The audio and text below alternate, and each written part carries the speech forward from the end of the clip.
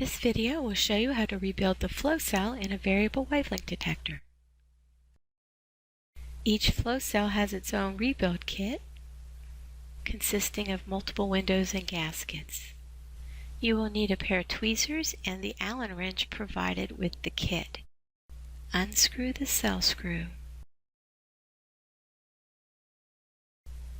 As you remove each part, place it in order of removal along a clean surface. This will make it easier when it's time to reassemble the flow cell.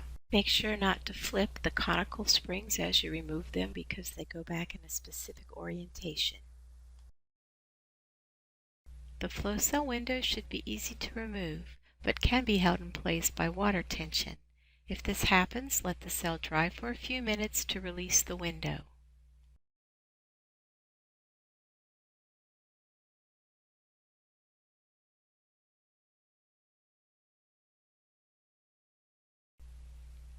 Using a lab tissue and some isopropyl alcohol or methanol, gently rub the cell window to clean any accumulation.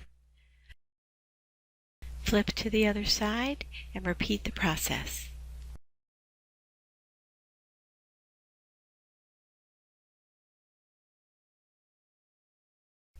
To rebuild the cell, put the parts back in reverse order.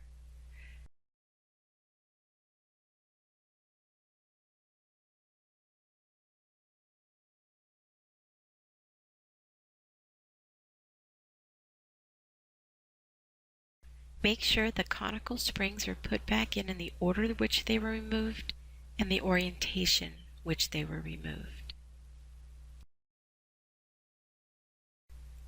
Replace the cell screw. Use the provided Allen wrench to tighten to snug and then a quarter turn past snug. Turn the cell to the other side and repeat this process.